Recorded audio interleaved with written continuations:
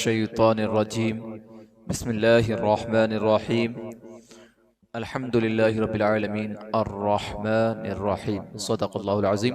آئیے سب سے پہلے حضور احمد مجتبی محمد مصطفیٰ ارواحنا فدا صلی اللہ علیہ وسلم کی بارگاہ ناز میں درود و سلام پڑھیں۔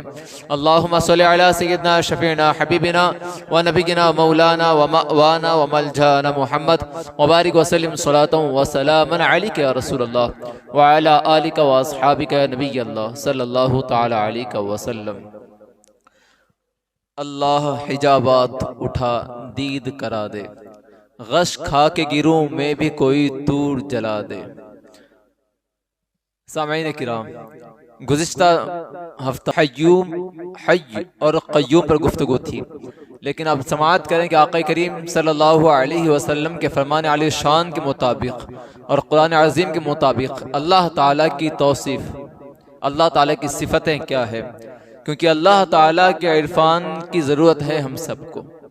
زندگیاں جو ویران ہو چکی ہیں، ہماری سکون نہیں ہے زندگیوں میں، فی الحال دل ہیں بے چین سے رہتے ہیں ہمارے، اور جب تک آپ کے دلوں میں اللہ تعالیٰ کی معرفت نہیں ہوگی تو آپ کے دل کی بے چینی ختم نہیں ہونے والی، اور پھر لطف بھی نہیں آئے گا عبادتوں میں اس وقت تک جب تک کہ آپ کو اللہ تعالیٰ کی صفتوں کا، اللہ تعالیٰ کے متعلق معلوم نہیں ہوگا۔ تو اللہ تعالیٰ اپنی صفات میں سے اور بھی صفتیں پیاری پیاری ذکر کرتا ہے، بے پناہ صفتیں ہیں، ایک نہیں ہیں۔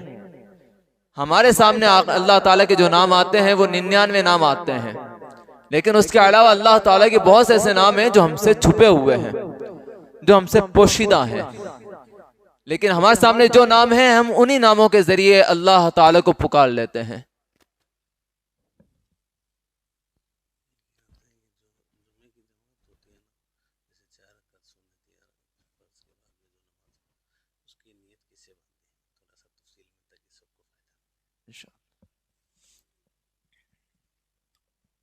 درود پاک پڑھیں۔ اللہم صلی علی سیدنا شفیعنا حبیبنا و نبینا مولانا محمد مبارک وسلم صلاۃ و سلام علیک یا رسول اللہ وعلی آلک و اصحابک یا نبی اللہ صلی اللہ علیہ وسلم۔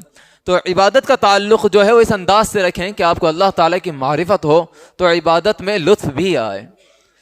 اللہ رب العزت قرآن عظیم میں فرماتا ہے الحمدللہ رب العالمین، تمام تعریفیں اللہ تعالیٰ کے لیے جو تمام کائنات کا پالنہار ہے، جو رب ہے، اور رحمان الرحیم، جو رحمان ہے اور رحیم ہے۔ اللہ تعالیٰ کی صفتیں بے پناہ صفت ہیں، غفار بھی صفت ہے، ستار بھی ہے، لیکن ہمیں جو بات کرنی ہے آج رحمان اور رحیم پر۔ ہر بندے کو آپ نے دیکھا ہوگا کہ آپ پریشان ہو تو رحمت کرتے ہوئے کسی کو دیکھیں تو اس کی طرف آپ کا دل مائل ہوتا ہے کہ شاید میری پریشانی ختم کر دے، اس کی رحمت کام آ جائے، اور پھر ہم خود ہی رحمت کی بھیک مانگتے ہیں، لوگوں سے رحم کی بھیک مانگتے ہیں۔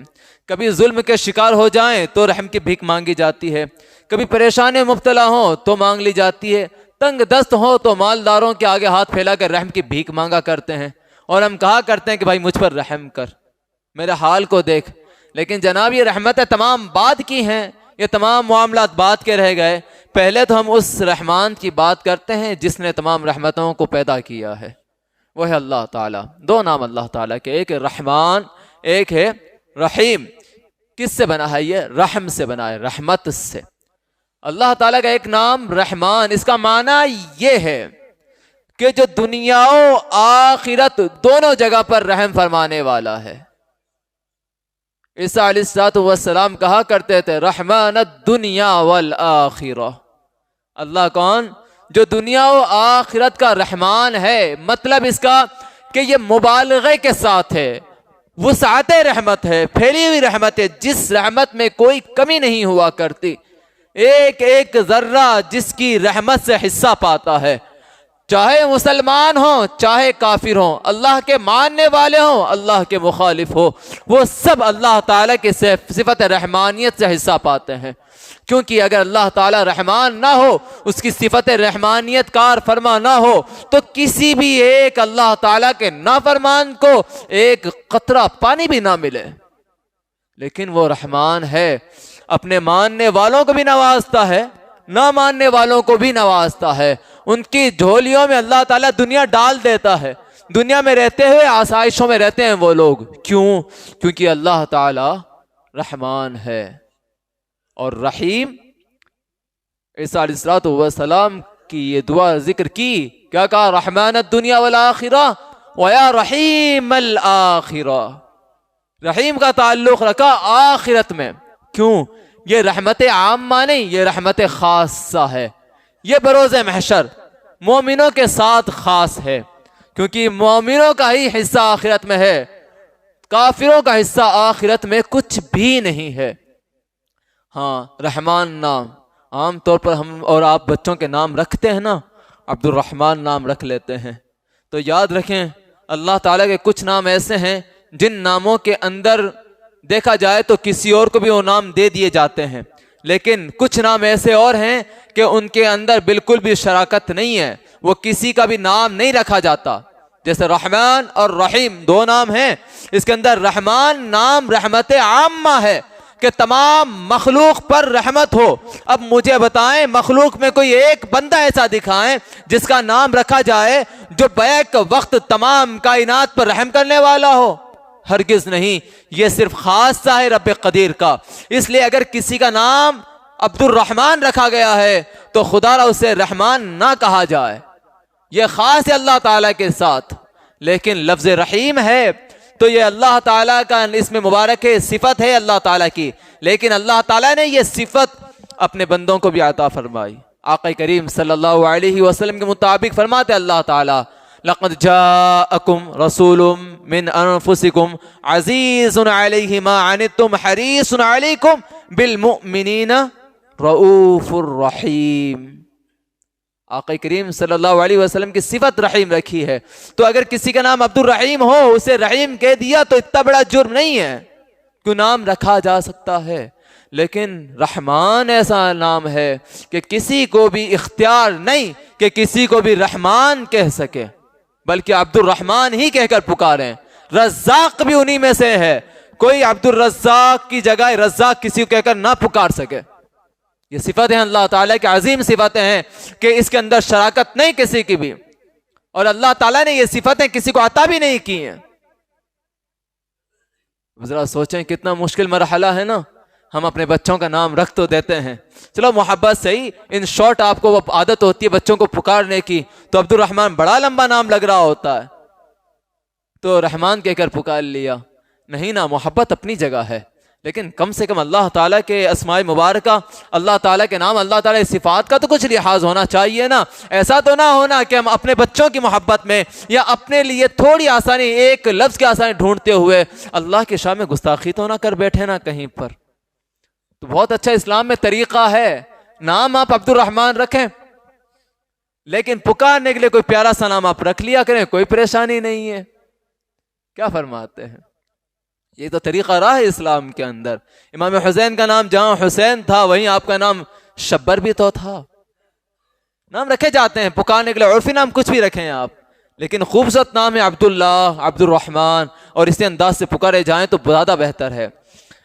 پھر صفت رحمان، اللہ تعالیٰ کا رحیم ہونا. آپ جانتے ہیں کتنی عظیم بات ہے، کتنا بڑا مسئلہ ہے یہ کہ اللہ تعالیٰ نے پہلے اپنا رب ہونا بتایا، رب العالمین ہونا بتایا، کہ ایک بات ہے کہ رب ہے، تربیت کرنے والا ہے، پالنے والا ہے. ایک خوف سا پیدا ہوا، ایک غلبہ تھا طاری ہوا جسم کے اندر. رب ہے اور جو پالنے والا ہوتا ہے اس کی تمام صفتیں ہوتی ہیں، وہ قہار بھی ہوتا ہے، وہ جبار بھی ہوتا ہے.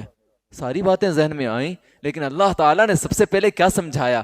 اللہ نے کہا ہاں رب ہوں، لیکن تم رب کو دیکھ کر تھوڑا غلبہ محسوس کرتے ہو تو اتنا جانو رحمان اور رحیم، میں رحمان بھی ہوں اور رحیم بھی ہوں. یہ صفتیں میری خاص ہیں. ایسا نہ سمجھنا کہ میں سختی کرنے والا، میں غضب فرمانے والا نہیں، میں پہلے تو اپنے بندے پر رحم فرمانے والا ہوں، اس پر رحمت کرنے والا ہوں. آقا کریم صلی اللہ علیہ وسلم کے فرمان عالی شان بھی ہیں، حدیث قدسی بھی بڑی پیاری ہیں کہ اللہ تعالیٰ کہتا ہے کہ ایک میرا بندہ ہے، ایک میرا بندہ گناہ کر لیتا ہے، پھر کہتا ہے کہ مولا مجھ سے گناہ ہو گیا ہے.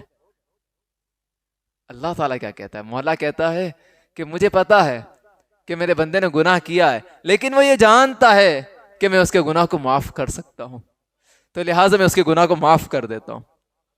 پھر کچھ دن وہ ٹھہرتا ہے جتنا اللہ چاہے، پھر وہ گناہ کر لیتا ہے، پھر بارگاہ الہی میں حاضر ہوتا ہے اور کہتا ہے مولا گناہ کر لیا ہے، معاف کر دے.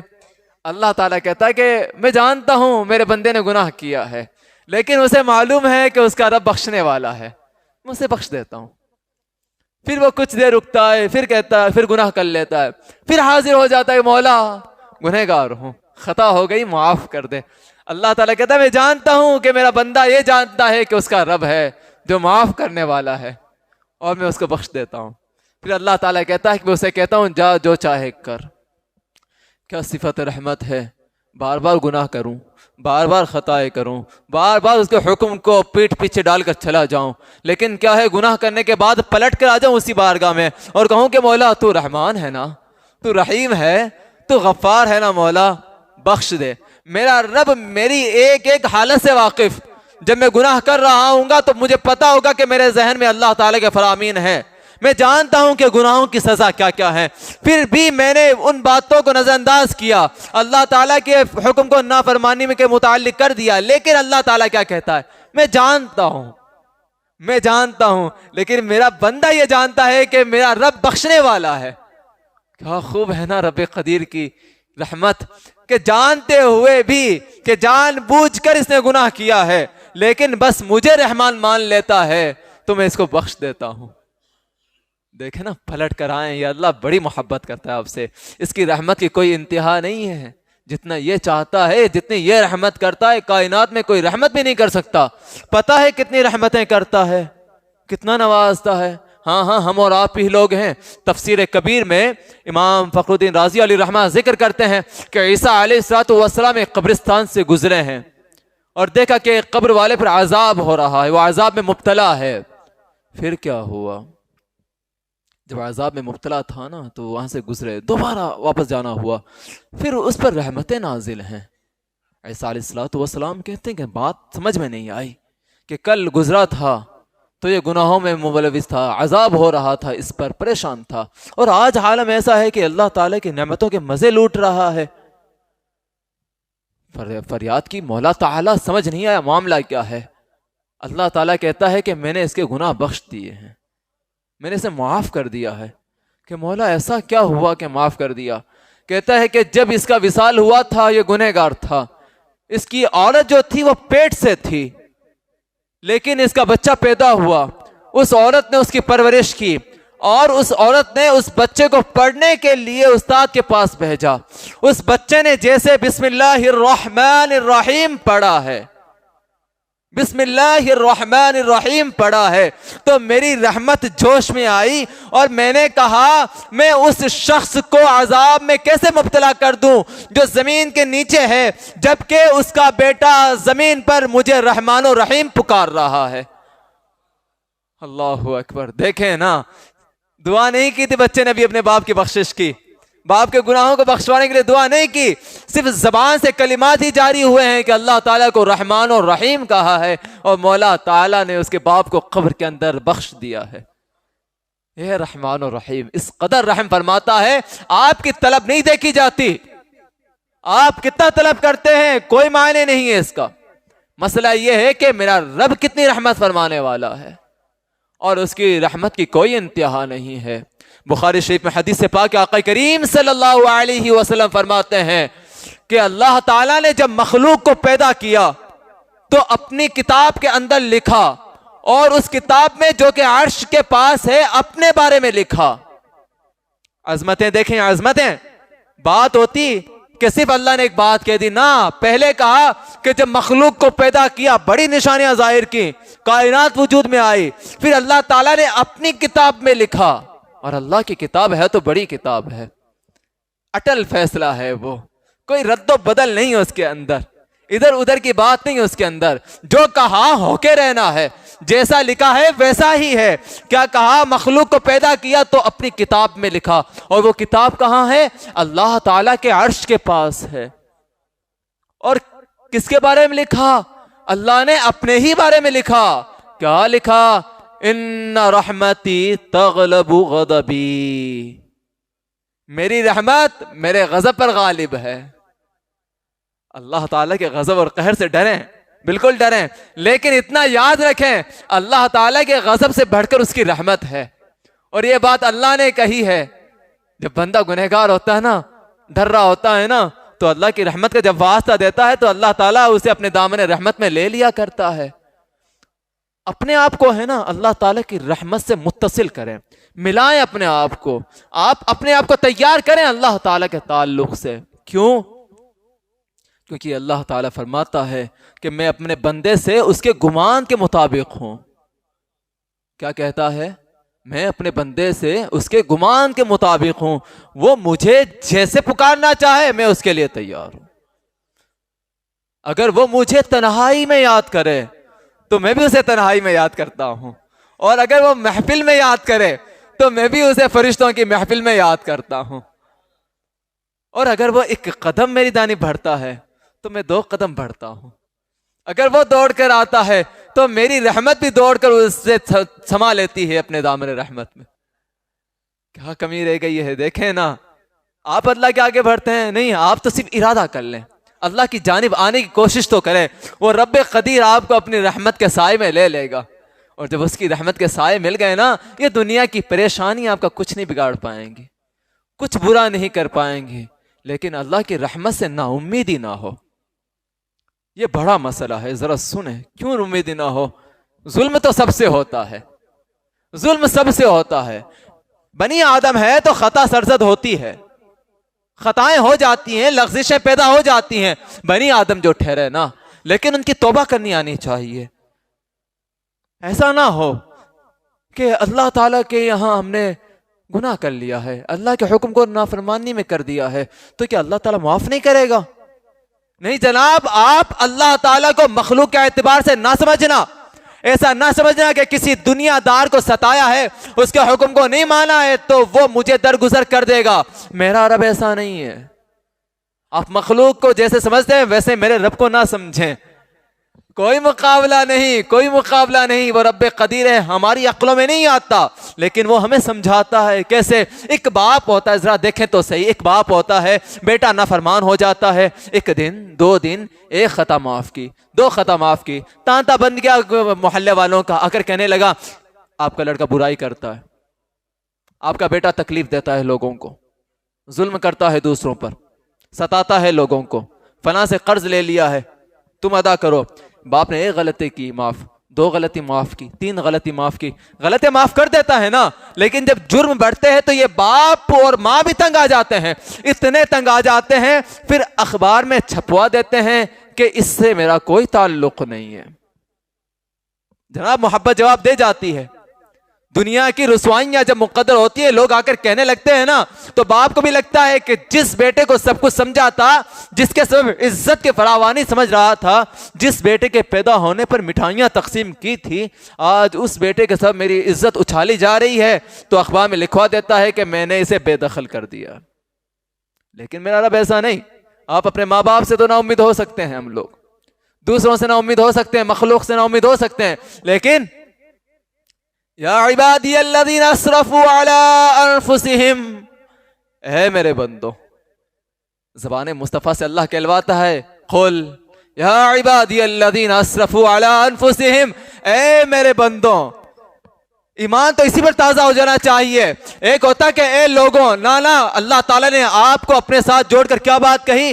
یا عبادی، اے میرے بندوں، الذین اسرفوا علی انفسہم، کہ جس نے اپنی جانوں پر ظلم کر لیا ہو، لا تقنطوا من رحمت اللہ، اللہ کی رحمت سے نا امید نہ ہونا، ان اللہ یغفر الذنوب جمیعا، اللہ تو تمام گناہ معاف فرمانے والا ہے، وہ الغفور الرحیم، وہ بخشنے والا ہے، رحم فرمانے والا ہے۔ پتہ ہے جب ایک حافظ صاحب تھے، تلاوت کر رہے تھے یہی آیت، فضیل بن عیاض رضی اللہ تعالی عنہ، یہ راستے سے گزر، ڈاکو تھے، ڈاکو لوٹ مار کرتے تھے، گزر رہے تھے راستے سے، ایک حافظ کی زبان سے یہ کلمات سنے نا، یا عبادی الذین اسرفوا علی انفسہم لا تقنطوا من رحمت اللہ ان اللہ یغفر الذنوب جمیعا، کانپ گئے، تڑپ گئے، رکے وہاں پر، اس حافظ کے پاس گئے، کہنے لگے اللہ سب گناہ معاف کر دے گا، سب گناہ معاف کرے گا اللہ تعالیٰ. کہ کیوں کیا ہوا؟ کہ تو نے آیت پڑھی ہے نا کہ اے لوگوں، اے میرے بندو جنہوں نے جانوں پر ظلم کیا ہو، اللہ کی رحمت سے نا امید مت ہو کہ اللہ معاف کر دے گا. کہتے ہیں کہ میں حافظ ہوں، تفسیر مجھے معلوم نہیں، لیکن اللہ نے کہا ہے تو بات ہے، اللہ نے کہا ہے تو معاف کرے گا. کہتے اگر کوئی شخص ایسا ہے جو ڈاکے ڈالتا ہو، لوگوں کو ستاتا ہو، ماؤں کی دعائیاں کام نہ آتی ہوں، بیٹیوں کا تڑپنا کام نہ دیتا ہو، وہ لوٹ مار کر کے چلا جاتا ہو، اس کو بھی معاف کر دے گا. حافظ صاحب تھے، زیادہ نہیں جانتے، لیکن اتنا کہا ہاں اللہ نے کہا ہے تو معاف کر دے گا. پھر پتہ ہے کیا ہوا؟ انہوں نے توبہ کی کہ آج سے اللہ تعالیٰ کے لیے میں توبہ کرتا ہوں کہ ڈاکے نہیں ڈالوں گا، اپنے آپ کو بدلتا ہوں اللہ تعالیٰ کے لیے. پلٹ کر اپنے ساتھیوں میں آئے جو ان کے ساتھ ڈاکہ ڈالا کرتے تھے اور کہا کہ دیکھو میں ڈاکو ہوا کرتا تھا، لیکن اب میں توبہ کر چکا ہوں، جاؤ دوسرا سردار ڈھونڈ لو، آج سے میں تمہارا سردار نہیں ہوں.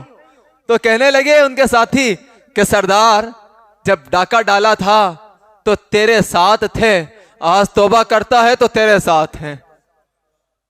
دیکھیں یہ لطف ہوتا ہے قرآن مجید کے سمجھنے کا. قرآن دل میں کیسے اترتا ہے؟ یوں اترتا ہے کہ ایک کی زبان پہ اترا، اس کے دل میں خلوص پیدا ہوا، وہ کچھ کہتا ہے تو اس کی وہ بات نہیں مانی جا رہی، لیکن وہ بات مانی جا رہی ہے جو وہ کر رہا ہے. اصل رہبر وہ ہوتا ہے کہ جس کے کردار کو دیکھ کر لوگ اپنا کردار بنا لیتے ہوں. فضیل بن عیاض رضی اللہ تعالیٰ عنہ تیار، توبہ کر لی ہے، اب حساب لگانے لگے. ڈاکہ ڈالا ہے نا، حقوق العباد ہے، بندوں کے حق ہے نا، اور بندوں کے حق ہو تو معافی مانگنی ضروری ہوتی ہے. تو جتنا مال تھا جمع کیا اور سوچا کس کس کا لوٹا ہے، کس کس کا ہو سکتا ہے، اسے لیا، جتنا ہو سکا پہنچایا. آخر میں ایک یہودی بچ گیا اور دینے کے لیے پاس میں کچھ نہیں تھا. کیا کیا جائے؟ دینے کو کچھ نہیں تو معافی مانگ لی جائے. تو وہی اللہ کا بندہ اٹھا ہے وہاں سے، اس یہودی کے پاس گیا اور کہا کہ دیکھ تیرے یہاں ڈاکہ ڈالا تھا، تجھے لوٹا تھا، لیکن تجھے دینے کے لیے پاس میں کچھ بھی نہیں ہے، ایک گزارش ہے معاف کر دے، میں نے توبہ کر لی ہے.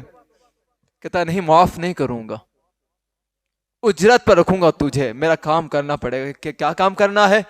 کہ یہ میرے جانور ہیں، ان کا چارہ ڈال. اللہ اکبر. کل ہی کا تو ڈاکو تھا، تلوار چلانے آتی تھی نا، طاقت تو تھی نا جسم کے اندر، نہیں کہہ سکتا تھا کہ جا لے لے جس سے لینا ہے.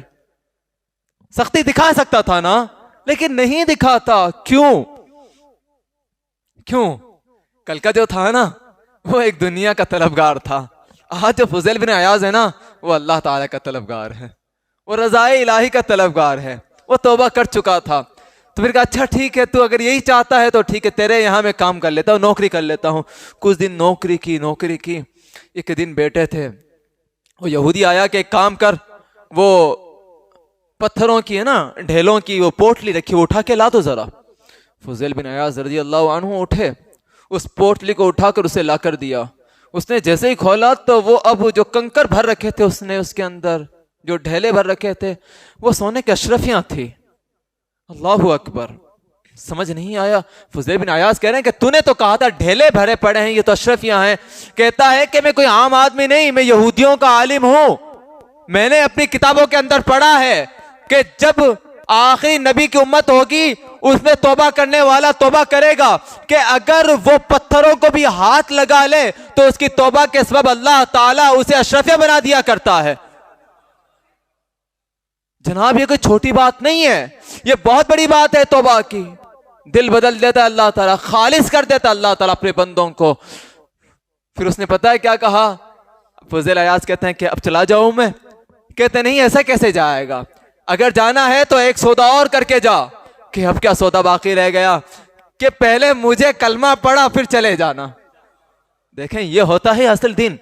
اللہ کی رحمت جب دل میں گھر کرتی ہے نا تو بندہ خود اتنا رحمت سے بھر جاتا ہے کہ لوگوں کو رحمت اسلام عطا ہو جایا کرتی ہے. وہ رحمان ہے، رحمان بڑا رحیم ہے. وہ ماں کے پیٹ کو کیا کہتے ہیں ہم لوگ؟ رحم مادر. کیونکہ انسان کے لیے سب سے زیادہ رحمت کی جگہ ہے وہ. ماں کتنا سنبھال کے رکھتی ہے. اس کی طاقت نہیں کھانے کی پینے کی، اس کی طاقت نہیں ہے، لیکن ماں کے پیٹ میں ایک وجود سلامت ہے نا، لیکن میرا رب اتنا رحیم ہے کہ اس رحم مادر میں اس بچے پر رحمت اتنی نازل فرماتا ہے کہ اسے سانس بھی ملا کرتی ہے، اسے غذا بھی ملا کرتی ہے، اسے پینے کے لیے بھی ملا کرتا ہے، پورا وجود اپنے ماں کے اندر وہ اپنا لیا کرتا ہے، اور پھر اسے رحمت یہ ہوتی ہے کہ ماں کے پیٹ سے نکل کر خود اپنے وجود پر قائم رہ جاتا ہے۔ اور رحیم ہے نا، بڑا رحم کرتا ہے۔ لیکن ایک مرتبہ آقا کریم صلی اللہ علیہ وسلم جلوہ فرما تھے، آپ کی گود میں حسین ابن علی رضی اللہ تعالی عنہما موجود تھے۔ ایک صحابی رسول تھے اقرع بن حابس رضی اللہ عنہ، آقا چوم رہے تھے امام حسین کو، تو انہوں نے کہا کہ میرے 10 بیٹے ہیں یا رسول اللہ، میں نے تو کبھی کسی کو نہیں چوما۔ آقا نے فرمایا جو رحم نہیں کرتا اس پر رحم نہیں کیا جاتا، سمجھیں، جو رحم نہیں کرتا اس پر رحم نہیں کیا جاتا۔ جوان ہے نا، ہمارے ماں باپ سلامت ہوں گے، لیکن ایک بات سنیں ذرا، رحمت کے حقدار دنیا میں سب سے زیادہ ماں باپ ہیں، ان سے زیادہ رحمت کا حقدار کوئی نہیں ہے۔ آپ کو اپنا دامن بچھانا ہوگا ان کے لیے، آپ کو اپنی چادریں بچھانی ہوں گی اپنے ماں باپ کے لیے۔ آپ نماز پڑھنے آتے ہیں، اپنے لیے دعائیں کرتے ہیں، ایک بات سنیں ذرا، آپ نماز پڑھنے آتے ہیں، ہم نماز پڑھنے آتے ہیں، دعا ہاتھ اٹھتے ہیں نماز کے بعد میں، اللہ رزق دے دے، فراوانی دے، اولاد دے دے، اولاد کو صحت دے، سب باتیں اپنی جگہ پر ہے، لیکن ایک بات تو بتائیں، ماں کے لیے زبان کیوں نہیں کھلی؟ باپ کے لیے دعا کیوں نہیں کی؟ باپ کو عمر درازی کی دعا کیوں نہیں کی؟ قرآن میں کیا سکھایا گیا ہے آپ کو؟ رحمت کی جب بات کی گئی تو اس انداز سے اللہ نے سکھایا کہ ماں باپ کے لیے دعا کرنی ہے تو یوں دعا کرنا، رب ارحمہما کما ربیانی صغیرا، اے میرے رب میرے ماں باپ پر ایسے رحمت فرما جیسے انہوں نے بچپن میں میری پرورش کی ہے۔ اللہ اکبر، کیوں بھول جاتے ہیں کس انداز سے رحمت کی ہوگی ماں باپ نے؟ سینے سے لگایا ہے، اپنے حصے کا کھلایا ہے، اپنے حصے کا پلایا ہے، اپنا چین قربان کیا ہے، کتنی محنت سے، کتنی محبت سے، زمانے کی پریشانیاں جھیل کر تمہیں پالا ہے۔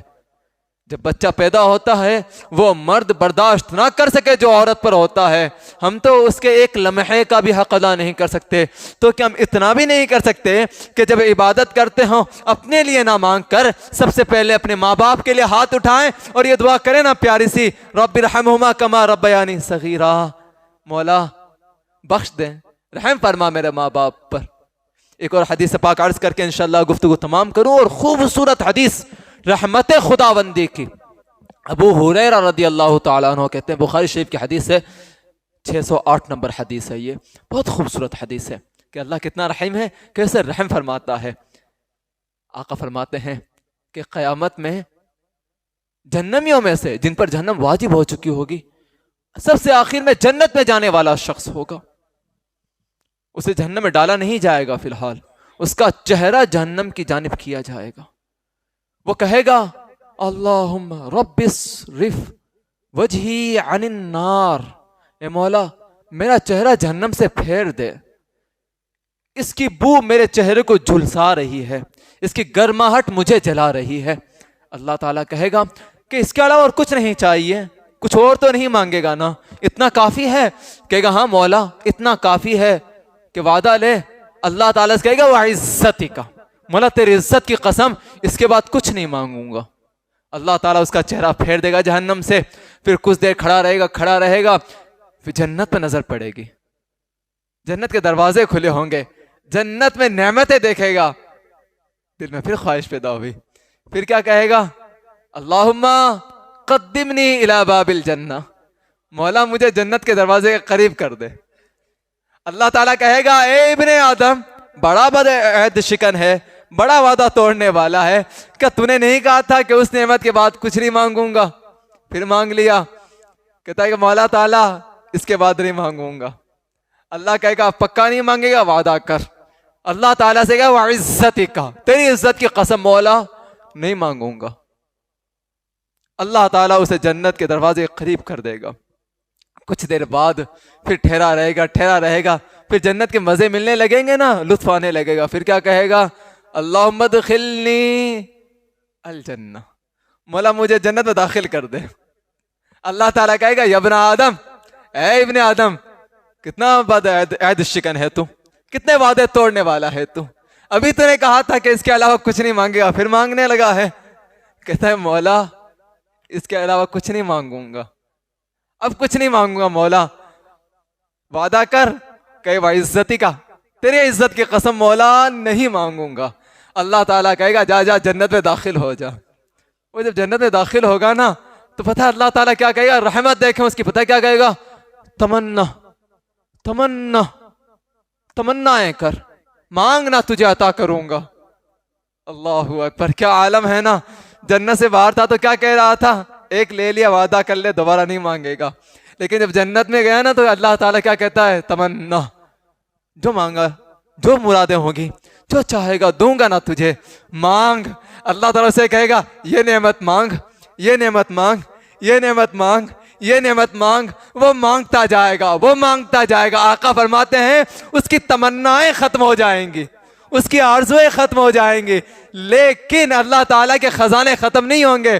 پھر اللہ تعالیٰ کہے گا جو مانگا ہے وہ بھی عطا کروں گا، اور جو مانگا ہے اس کا 10 گنا عطا کروں گا۔ دیکھیں نا میرا رب کتنا رحیم ہے، کتنا کریم ہے۔ میں بد عہد شکن ہو جاؤں، وعدے توڑوں اللہ تعالیٰ سے، لیکن وہ کریم پھر بھی نوازتا جاتا ہے، پھر بھی نوازتا جاتا ہے۔ اس کی رحمت کے یہاں کوئی کمی نہیں ہے۔ پلٹ کے آئیں اس کی جانب آئے، اس کی رحمت کے آغوش میں آئیں، یہ ڈپریشن، یہ انزائٹی وغیرہ کچھ نہیں ہے۔ ایک بار اللہ کی رحمت کو یاد کریں، تمام پریشانیاں، پورے ڈپریشن آپ کے ختم ہو جائیں گے۔ اللہ تعالیٰ کہنے سننے سے زیادہ عمل کی توفیق عطا فرمائے۔ اشہدو ان لا الہ الا اللہ واشہدو ان محمدًا عبدہ ورسولہ۔